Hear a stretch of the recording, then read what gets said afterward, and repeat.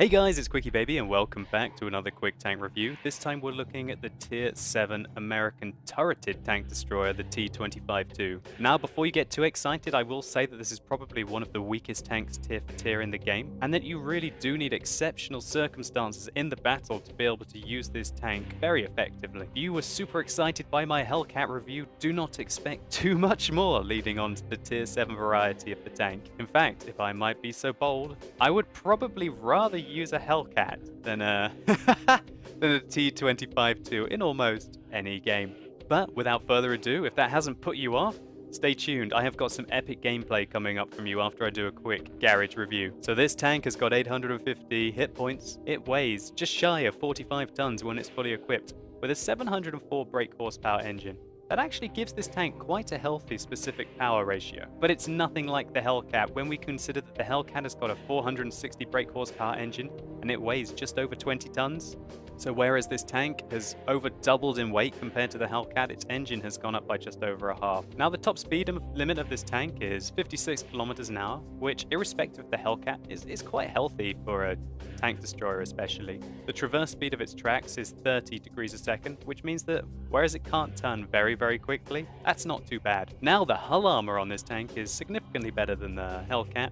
76mm at the front, 50 at the side, and 38 at the rear. What this means is that frontally, if you do angle your tank, you're able to bounce maybe some tier 5 and 6s, and even very lucky bounces against tier 7s, that the Hellcat cannot. And also, one thing that you're going to like is that whereas in the Hellcat, people could shoot you with almost any HE round in the game and it would penetrate and wreck your tank, it's not likely to do that against your frontal armor unless it's very high caliber round. Now the turret armor in this tank is actually weaker than the Hellcat. It's got 76 at the front, 25 at the side, and 25 at the rear. Now its mantlet is quite troll, so if the enemies do shoot it in it, unless they're firing very high caliber guns, it's not that likely to go through. Now if you're expecting this tank to get an awesome gun like most of the tier 7 tank destroyers have, this is probably where you want to tune off. This tank has got a 90mm. And I'm just going to get the Hellcat's gun here, just so that we can compare them.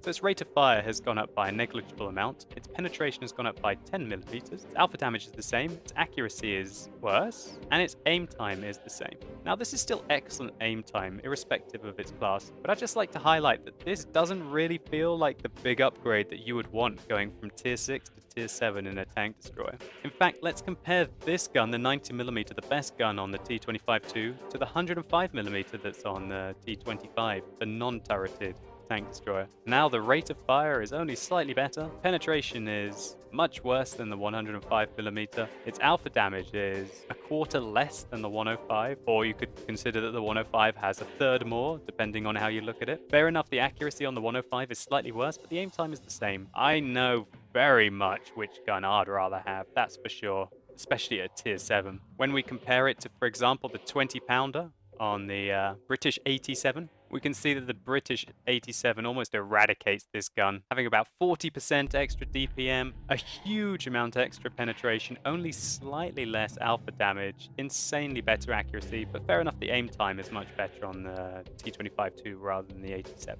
Still, all of this might be made up for by the fact that this tank does have a fully traversable turret, which the other tier 7 TDs don't. It's also got rather excellent gun depression, as I will be showing you in the gameplay. Now its turret traverse speed is 18 degrees a second, which means don't expect that this has got some kind of like a medium or a light tank where it's going to be able to quickly re-engage targets at different angles. It does have some flexibility, especially when you want to come out around ridges or you want to come out around corners. Now the view range on this tank is an excellent 380 meters, which is 10 meters better than the Hellcat. So, as this tank has not got a closed top, it cannot use vents, which means that I suggest using a rammer, camouflage net, and binoculars. I personally recommend to use cheap fuel on this tank. Get it when it's half price, and it will only cost you 2,500 credits a battle, but it will increase your engine power and your turret traverse speed, which is very important on these American turreted tank destroyers. So I hope I've given you a rundown of what, in my opinion, is one of the weakest tanks tier for tier in the game. Now let's take a look at how it performs in some gameplay. So here we go, we're playing the T252 with Jingles and with Ike. And you might have noticed that this is a disgusting matchup for this tank. 3 very dangerous tier 9 tanks and half of their team are very dangerous tier 8s. T252 Its armor is now almost pointless. Everything apart from its mantlet, as I'm going to show you. So we're playing on Prokhorovka. I decided that, well, my best chance is to get up onto the hill. Ike and Jingles are playing in heavy tanks. Ike is proceeding into the standard heavy location at F7. Gonna hopefully rain death from the hill and try and help him out. So let's speed the game up a little bit going into our initial position.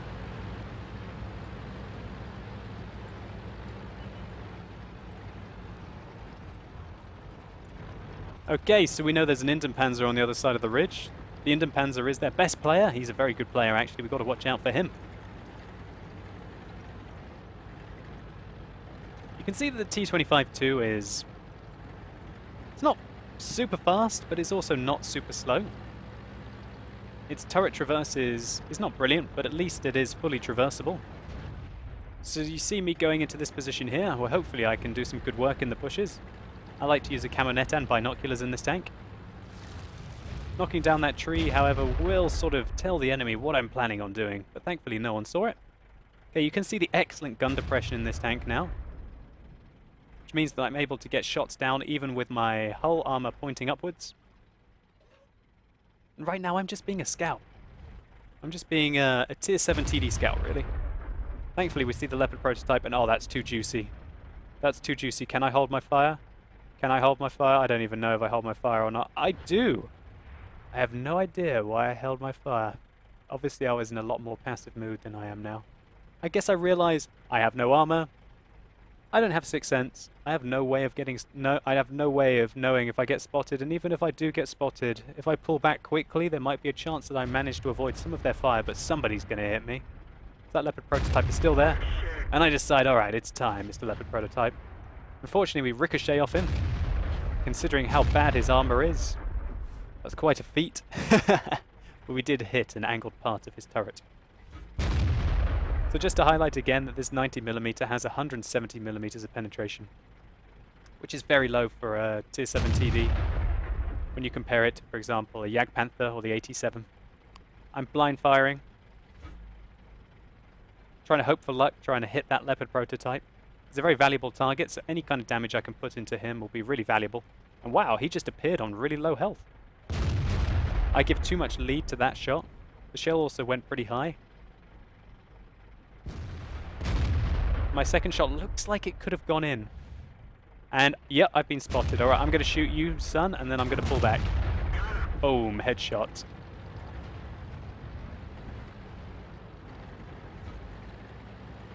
So this ridgeline is quite nice to work with.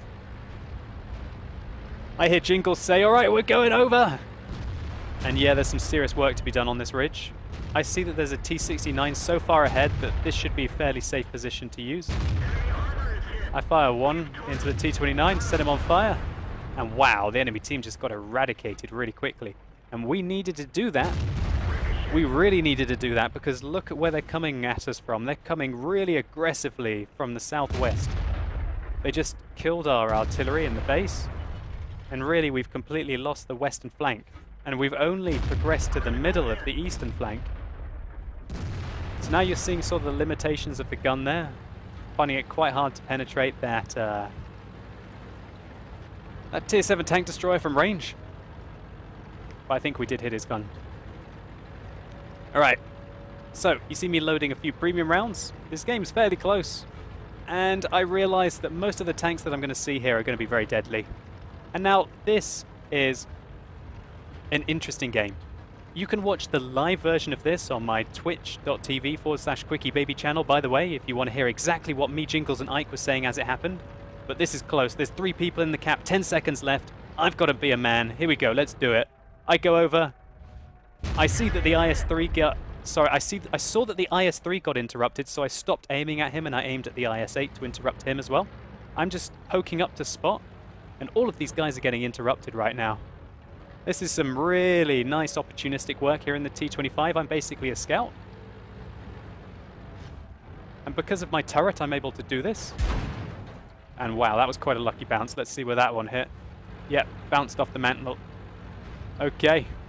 So I'm changing my angle of approach. There's 6 seconds, 5 seconds left. 4, 3, got to do something. 2, 1. Oh, the close.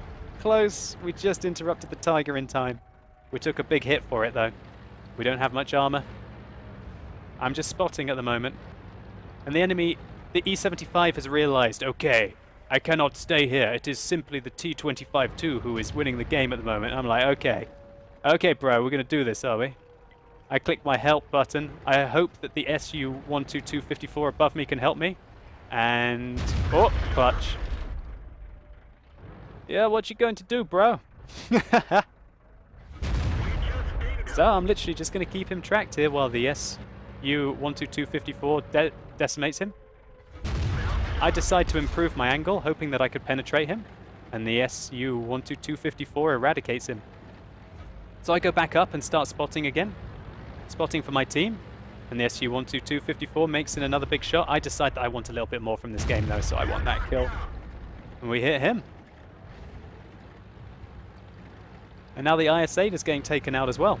We go up. Our aim time is beautiful, which allows us to go up and bounce off his tank. I didn't expect that to happen. But, oh well. What a close game! That was so intense and so clutch. We didn't manage to do that much damage so far, but boy, did we manage to save that game.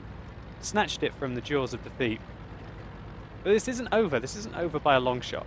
The enemy have still got 2 Tier 8 tank destroyers left, which have got some very dangerous guns. So we've got to figure out the best way to dig them out. One of the 1948s has not been spotted yet as well. But he has got a kill. He got spotted there though, now we know where he was. And we're going to be firing in our long range shots. You see me firing some premium rounds now. I really wanted to finish off this game in style. And the SU-12254 fires blind there.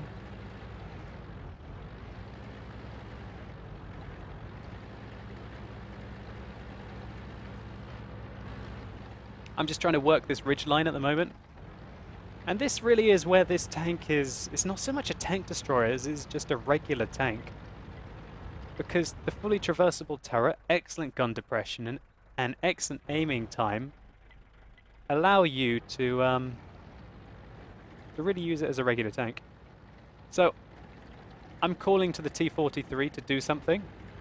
I really feel that it's his time to do the scouting. He seems to be AFK though. I'm going to go over and explore just to see how AFK this gentleman really is. The T-43 came back and said, "Bravo, T-252," and is now starting to make his moves. I'm not sure, maybe he went AFK? Thinking that the game was lost?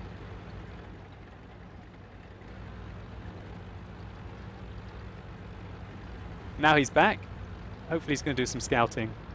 Let's just speed this up a little bit at the end so we can finish it off quickly. Okay, the 1946 has been spotted. Oh, I was wrong actually. They had 1 Tier 7 and 1 Tier 8 tank destroyer left. We fire one into him. Now it's a case of let's find the 1948. Who is capping? Okay, he's capping. That's cool. I'm just going to go up and try and poke him. Let's find out where he is. Couldn't find him here.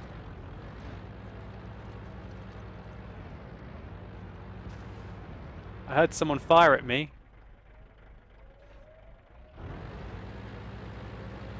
Or I think someone fired at me, but I don't have sixth sense. I think he fired again and missed me.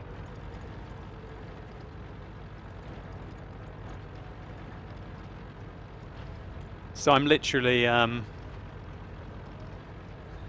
baiting a bear right now. This is a very, very dangerous situation for the T252. I go up, fire one, clutch, pull back. And I kind of want the kill. I'm trying to bait him. Nope. Yeah. He misses his shot and we finish him off, securing the 4th kill. What a result. What a result. What an absolute monster game in the T252. Let's take a look at some post-game stats. So here we can see we're able to get 14,015 experience for our T252 game. But don't be too surprised, guys, because this was during an event, and I'll do a breakdown of the experience in just a moment. We picked up a patrol duty medal for our efforts, and that really is one of the only strengths of this tank, the fact that it is very flexible. I was able to use my turret to my advantage in that situation, go back to the base and literally win the game through spotting, and that's not something that you can often do in a tank destroyer. This tank does have the flexibility to become the medium tank. It has the flexibility to become the scout when you need, and that's probably one of the best things about it. It's just a shame that its gun is very unremarkable in almost every way. So we had a huge game, 1,469 experience, non-premium, non-double. We fired 21, hit 18, and penetrated 12 out of the 18, doing 2,425 damage, and also doing 4,400 spotting damage. We also did 66 base defense points, so we were only a few away from becoming a defender. When we look at the breakdown of the stats, we can see that 3,000 experience was given because we got a patrol duty medal, and this was also during a 5 times. A non-double with premium account, this was a 2,200 game. But still, I feel that it showcases the T252. It's not a remarkable tank, it doesn't have very much armor, but its turret is still capable of trolling. What this tank's strength is that it's got great gun depression, really quick aim time, which allows it to play poke. It basically allows it to poke enemies on long ridge lines. One of the weaknesses of this tank is its very low penetration with its regular rounds. This can be covered up by firing a few premium rounds, as you were able to see me do in the game. I still think that the T252 has to be one of the worst tanks tier for tier in the game. I'd probably rather play any tier 7 tank over a T252, and I feel that the only way to make this tank work is to try and get on ridge lines and basically try and shoot enemies that are not shooting at you. Still, I'm sure some of you guys can make this tank work. I was just very happy to get my mastery badge and hopefully just get rid of it as soon as I get onto the T28 prototype. Anyway guys, thank you so much for watching this video. If you've enjoyed it or it's been helpful to you, please consider rating it down below. I'd really appreciate it. And why don't you tell me in the comments below, what do you think about the T252? Do you think that it really is one of the worst tanks tier for tier in the game? And how would you fix it? How would you fix the T252? I would probably fix it by giving it a 105mm. I think if this tank had 105mm, I think it'd be fairly balanced. I see no reason for it to really get this awful 90mm that is pretty much the same as it was on the Hellcat. Anyway guys, thank you so much for watching. Think about checking out some of my other quick tank reviews if you think that they're going to be useful to you. You've been epic, and hopefully I'll see you soon.